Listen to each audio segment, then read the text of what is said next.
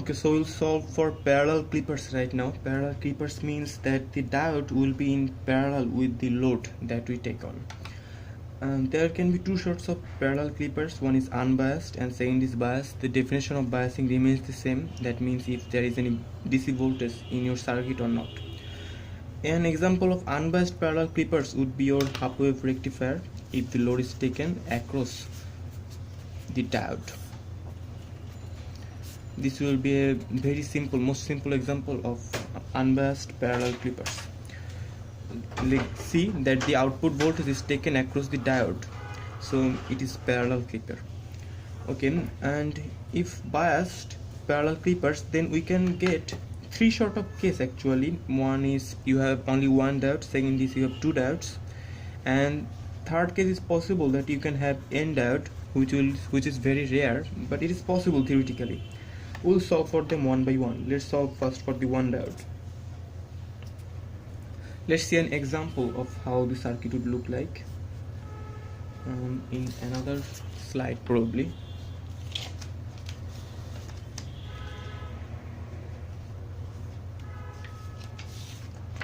Okay,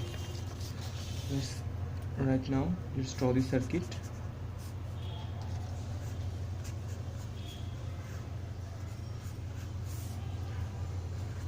The source voltage as always remains 10 volt peak, not peak to peak, 10 volt peak, and here a short of I'm just going to call this R1, and here is my diode, and it's a 5 volt DC voltage. This is a simple one diode biased parallel clipper, and my output voltage is across this one.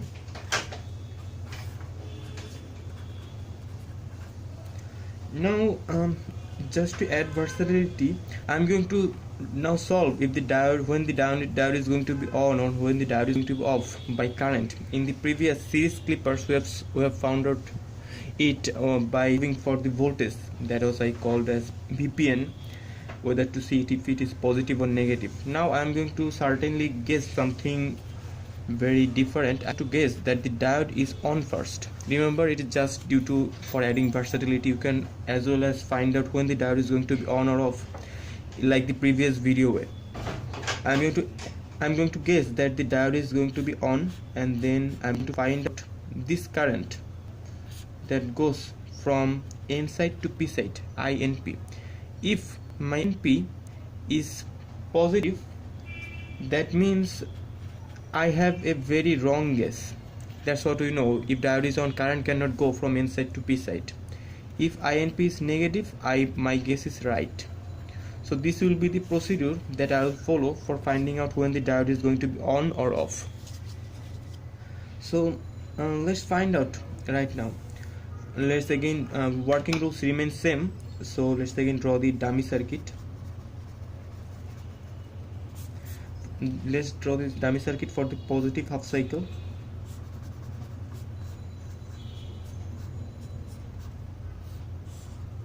Fine, this will be VI R1, and this will be diode, which I will be making short to find out whether it is really on or off.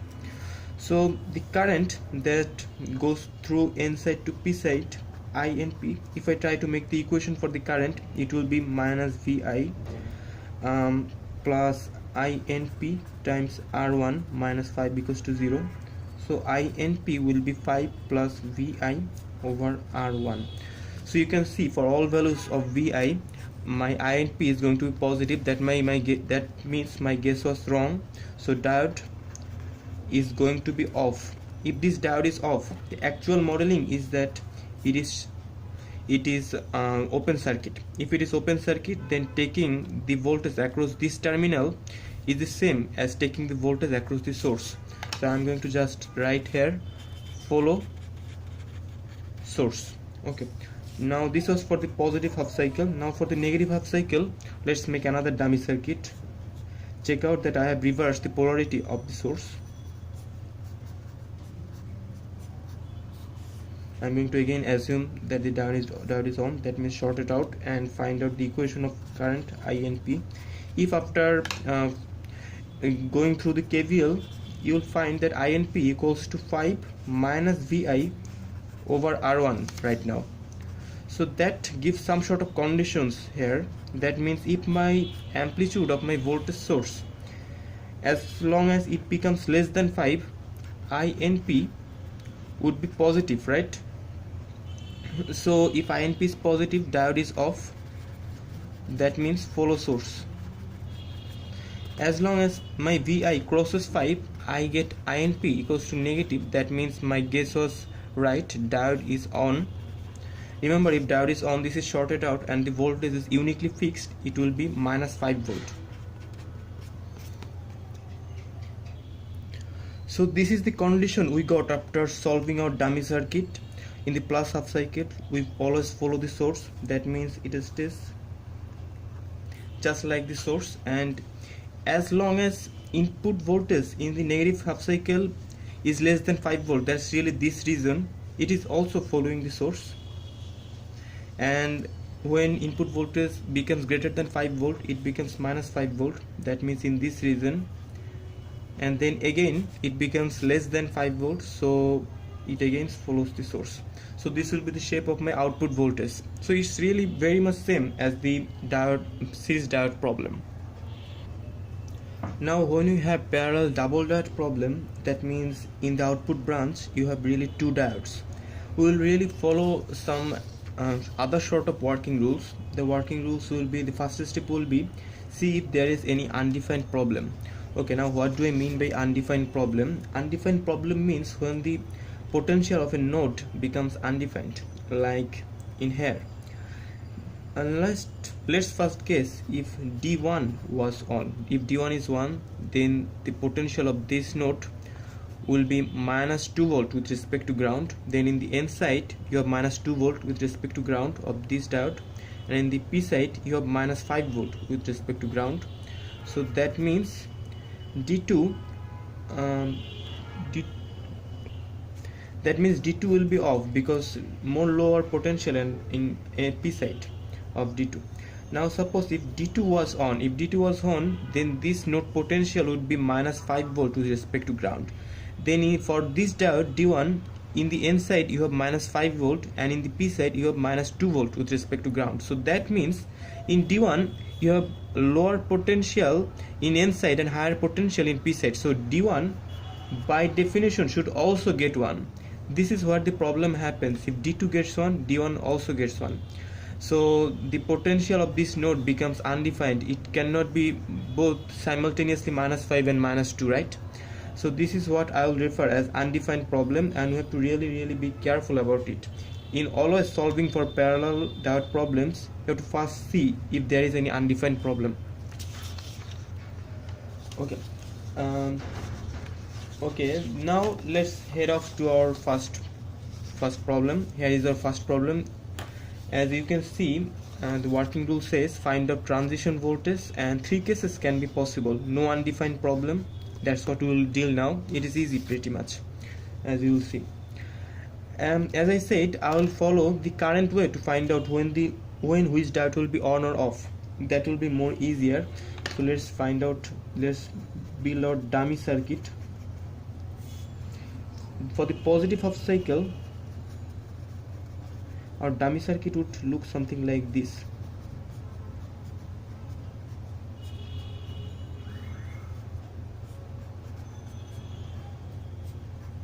And yeah, one thing I should have checked before, and that's always you should check before if there is any undefined problem. Look, if D1 is on, diode 1 is on, then the potential of this node is minus 2 and here it is minus 3.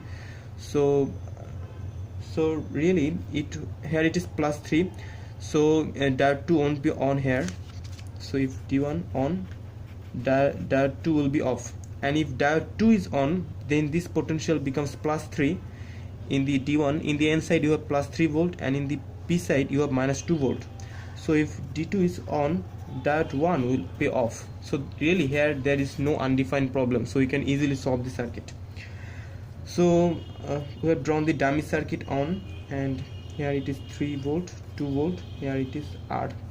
Okay, let's assume first for that this diode was on. If this diode was on, this diode would be off. So we can really throw this off, and let's put the KVL around it. I'm going to again find out the INP1. So if you really apply KVL, then I'm going to go around in this way: minus 3 minus INP1 R plus VI equals to 0, and if I solve for INP1, it would be minus VI plus 3 over R1. We know if INP1 is positive, then that means my guess was wrong. If it is negative, that means my guess was correct. So you can say that as long as VI by magnitude stays less than 3 volt, INP1 would be it would be negative till then. So my diode would be off. Sorry, as long as VI is less than 3, my INP1 would be positive, so diode would be off. And if my diode is off, we can head off to the second stage. If input voltage becomes greater than 3, you can see that INP would be negative, so that means my guess that it was actually shorted out on would be right. So it will be diode 2, again. This is diode 1, this is diode 2. Okay, let's solve for the diode 1 current. Let's see, we go in this way now: minus VI plus INP1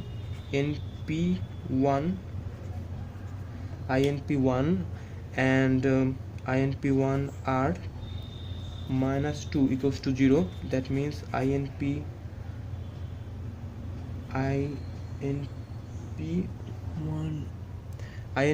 R would be VI plus 2.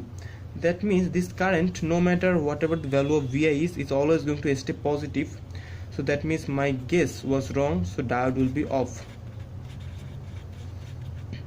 So D2 off for whole of plus cycle.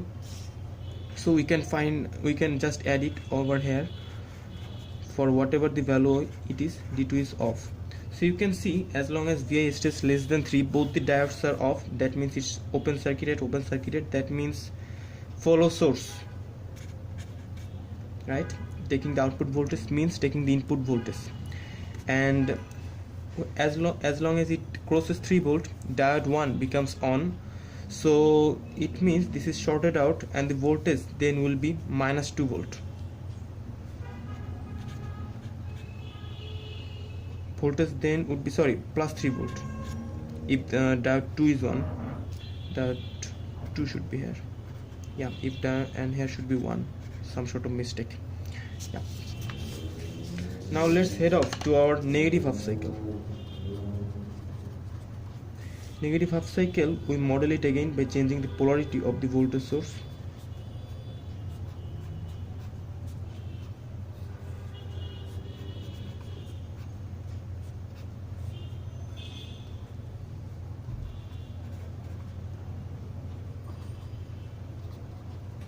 So again, if I take the Kirchhoff KVL again in this loop, I get minus 3 in this loop minus 3 plus INP2 R minus VI equals to 0. So my INP2 R would be VI plus 3.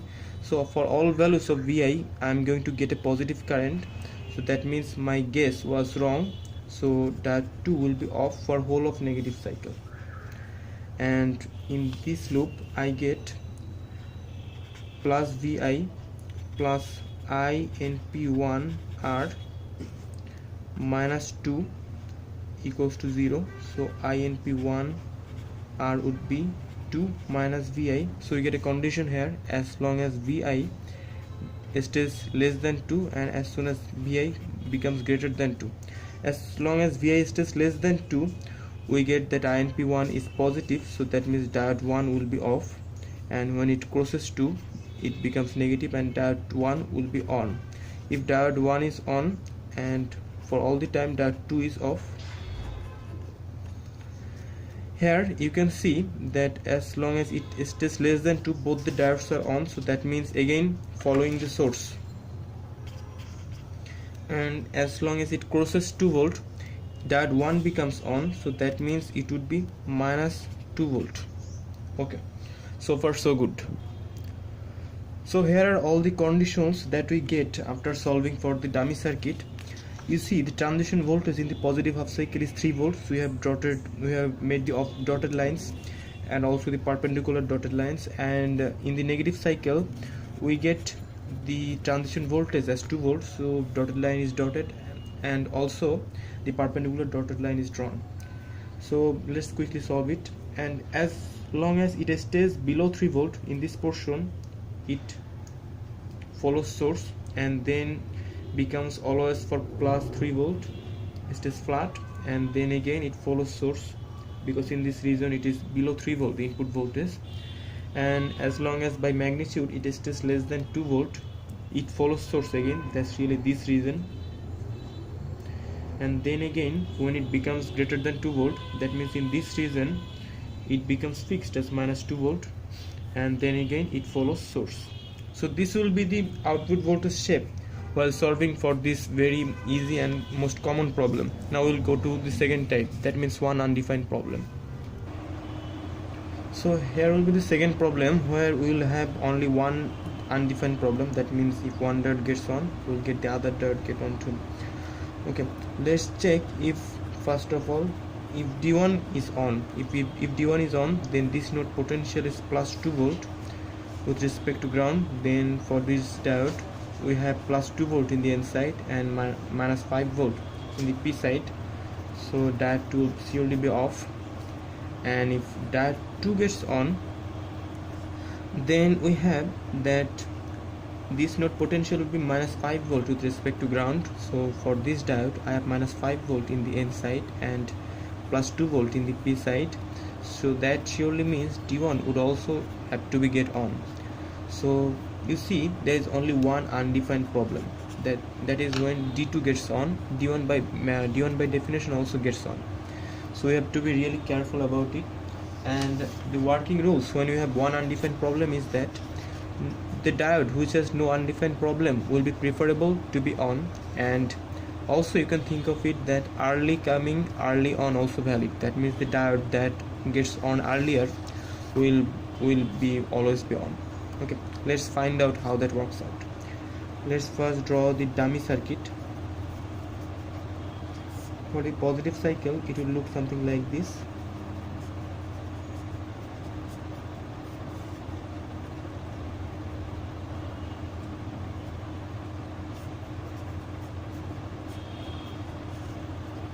If I try to solve for this current, if I first assume that diode 2 was on, then the current for diode 2 would be minus Vi plus INP2 R minus 5 equals to 0.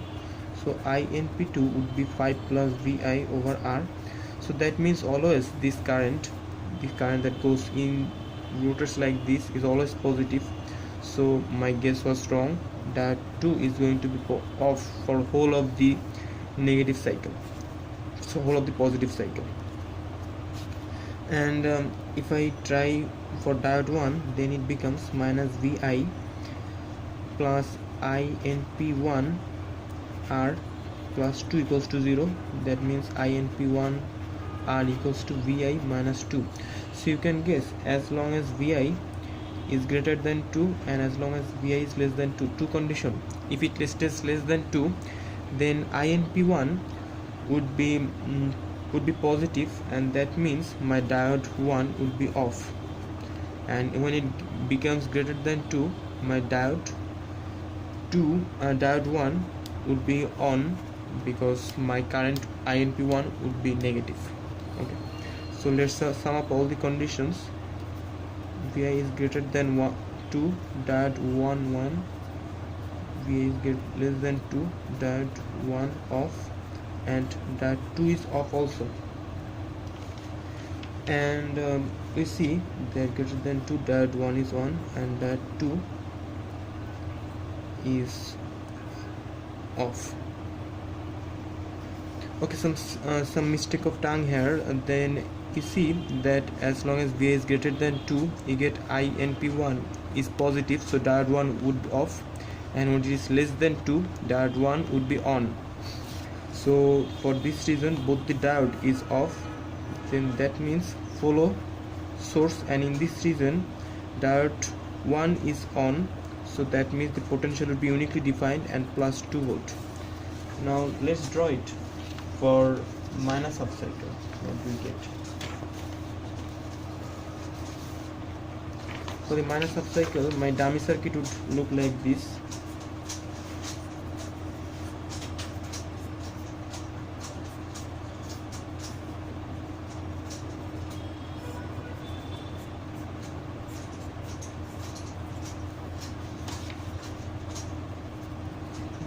Okay, so if I apply KVL in this loop, I get that VI plus INP2 R minus 5 equals to 0. So INP2 is going to be 5 minus VI over R. So that brings some sort of conditions. If VI is greater than 5, that 2 deserves to be on, and if VI is less than 5, that 2 would be off. That's how current just matches up. Okay, and if I apply for diode 1 KVL, then we get VI plus INP1 R plus 2 is equals to 0. So INP1 would be minus 2 minus VI over R. So it always stays negative. So diode 1 is contender of being on for whole of the cycle. Now let's just plot it. Let's just see what happens when VI is less than 5. Diode 1 should be on, and diode 2 is contender of being off. And when it becomes greater than 5, diode 1 is contender of being on, and diode 2 is also. Now remember that diode 2 has the undefined problem. So really when it comes down with the competition, diode 2 will not be on, diode 1 will be on. And also you can think of early coming the early winner. Diode 1 was on even before 5 volts, so it is always going to stay on and make the diode 2 on. That is also a valid reason. So let's just see how the output voltage is going to be. So these are the conditions of output voltage that we get after solving for the dummy circuit. When it is less than 2 volt, that's really this zone, it is 2 volt fixed, so it will be like this. And when it becomes greater than 2, this zone following source,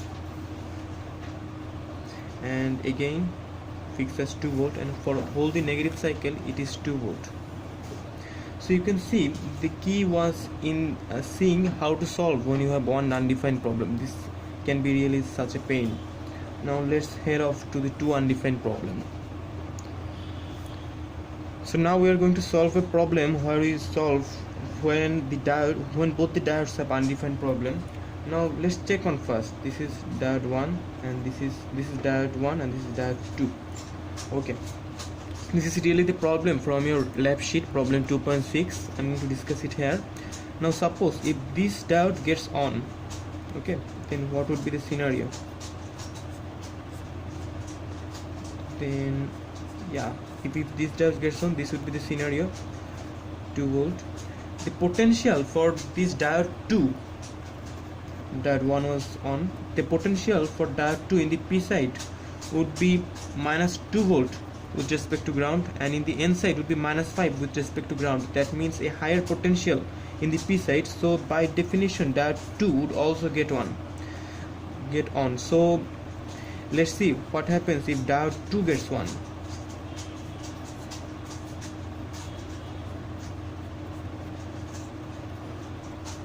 Okay, if diode 2 gets on, then you see that in the P side of diode 1 you have minus 2 volt with respect to ground, and in the N side you have minus 5 volt with respect to ground. So again, for diode 2 becoming on, diode 1 has to become on by definition.